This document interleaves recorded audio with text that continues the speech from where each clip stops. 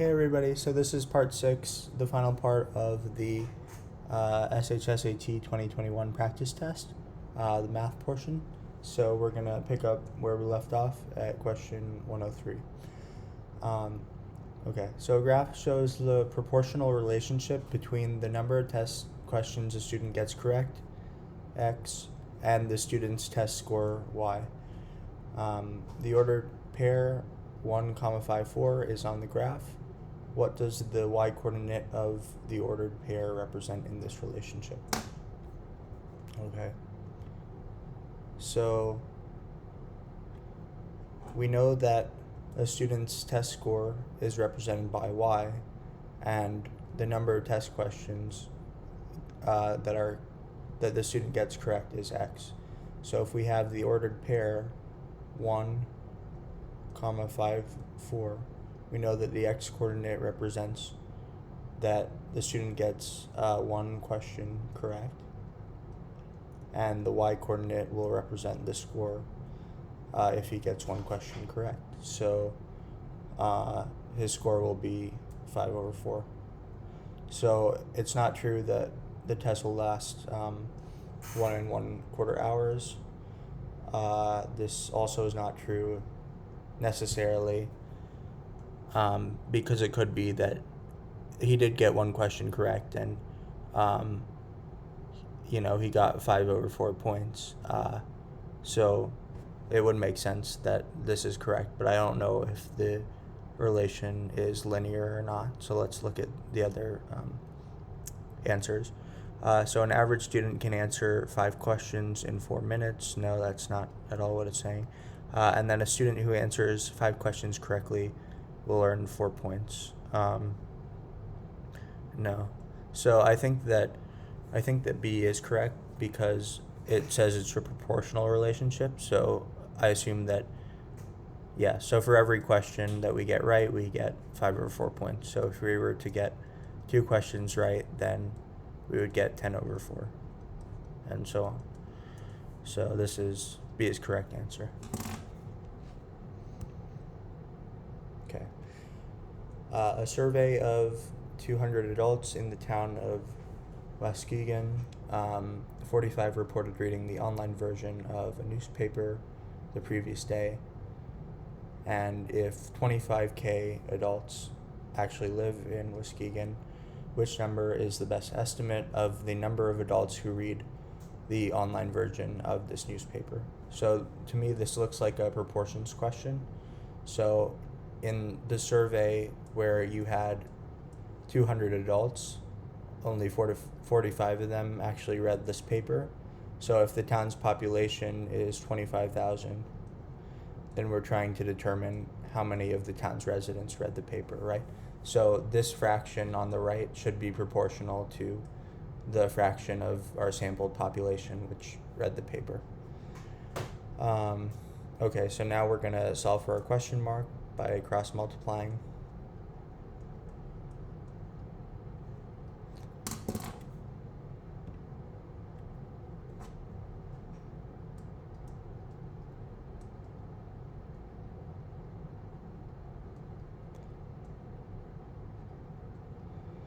Okay, so we get 45 times 25 over 2. 250, because we got to include that 0. Okay, and that would be approximately 5625, right? You can just calculate that. So that's closest to E. Okay. So 105, a hiker plans on hiking 17 miles in 3 days. Which equation describes the relationship between the number of days hiked, x, and the number of miles traveled, y? Okay. So one way to do this is to plug these values into each equation. So we know, number of miles hiked is given by x, so x is 17 in this case, and y, the number of days hiked is x, so that would be 3, and then y is the number of miles traveled, so that would be 17, right? So we would plug in this pair 3, 17 into each of our equations and see which one it satisfies, and that would be the correct equation. So I'm going to start by plugging into the first one. So we have y is equal to 3 over 17 times x. But this is not equal, right? This is 9 over 17, which is not equal to 17. So this is wrong. Alright, the next one we would have 17 is equal to 3 times 3. Again, that's not equal. Alright, and then for C we have 17 is equal to 17 over 3 times 3, which is in fact 17. So C is the correct answer. Okay. Carolyn walked 3 miles from her house to the library, and then 2.5 miles further to the grocery store. So maybe this is her house, this is the library, this is the grocery store. So this distance is 3 miles, and then this distance would be 2.5 miles. Returning home by the same route, she walked 1 2/3 of a mile before stopping at a friend's house. So now she's walking back, and she stops at a friend's house. Okay. How many miles did Carolyn have left to walk home? Okay, so we know that, so if this is H and this is G, right? We know that this distance is just 3 plus 2.5, so 5.5. And then we know that the friend's house is a distance of 1 2/3 miles. So then we're trying to find this remaining distance. So we know that question mark is just therefore 5.5 minus 1 2/3. And we can express these both as mixed fractions. So I'm gonna erase this stuff. Alright, so I'm going to express this as as an improper fraction. So 5 1/2 is 11 over 2, and then 1 2/3 it would be 5 over 3. So now our common denominator is going to be 6. So we have 33 over 6 minus 10 over 6, which is 23 over 6. And we can see that our answers are in mixed fractions. So let's write 23 over 6 as a mixed fraction. So that would be 3 and 5/6. So that would be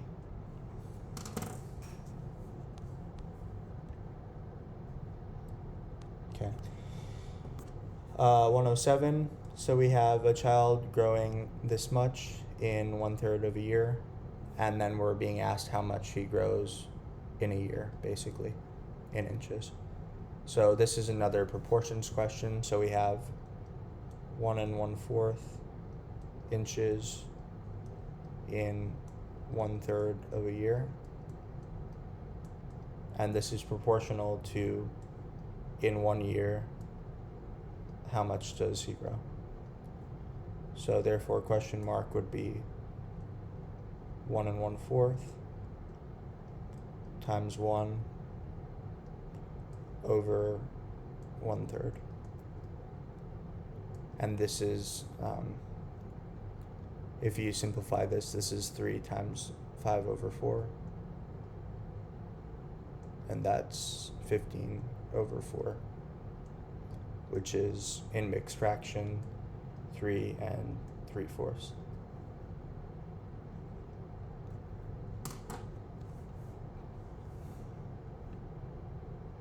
Okay. So 108, we have this expression. So we know that 3 times 0.01, that would just be 0.03. And then we have minus 3 times 0.1, so that's just 0.3. And for the sake of subtracting these two, let's add a 0 here so that they have the same number of decimals. And this is equivalent to doing this and then doing this subtraction. But since the negative is, since we're subtracting something larger than we have here, this has to be a negative 27, right? Because 0.30 is greater than 0.03. Right, a way to show this algebraically would be that we can pull a negative sign out, and then we would have negative 0.03 plus 0.30, and that's saying do 0.30 minus 0.03 like we do here, and then take the negative of that. So that's our answer.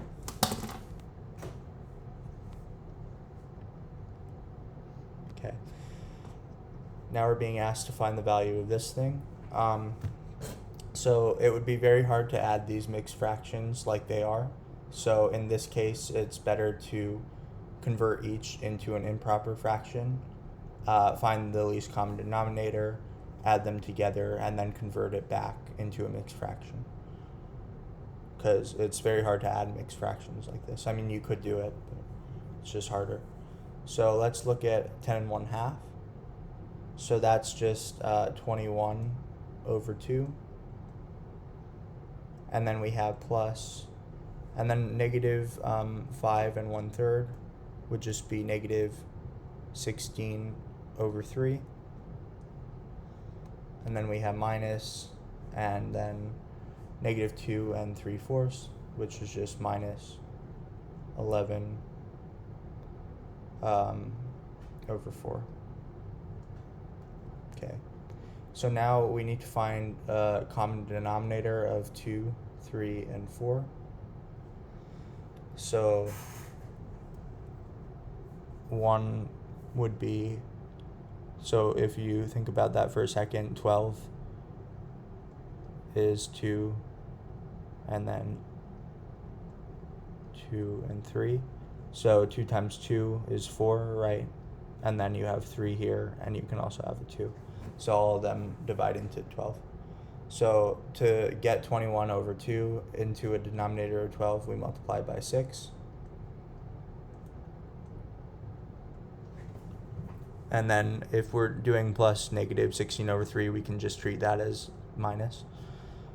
And then we have to multiply by 4 the numerator and denominator to get 12.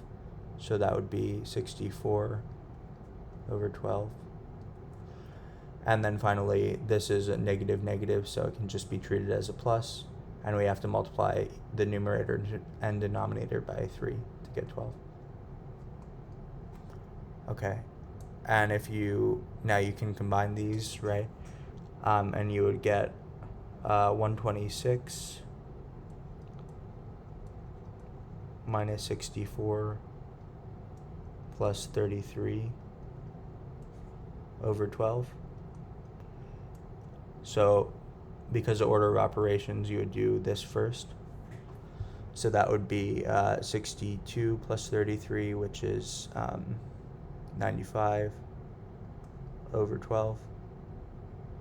And that is just 7 and then 11/12. Okay. Carlos has $350 in a savings account that earns 5% simple interest each year. So that means that each year, so we start with $350, and then we multiply each year by 1.05, right? And then to the t power, where t is like the number of years that go by. No, sorry, that would be compound interest. Let's see. So it would be 350. I think it would be 350 plus 350 times 0.05. And then times t. Yeah. So, right, because we're taking 5% of 350, and each year that's how much interest it earns. And then we're adding that to our original. Right, so we're being asked how much will he have in the account after 1 year if there is no money withdrawn. So it would be 350, so our initial amount plus our interest, right? So 0.05 times 350 for 1 year. So that would be 350 plus 0.05 is 120. So the zeros cancel out, and we're left with 350 plus 17.5, which is 367.5. G.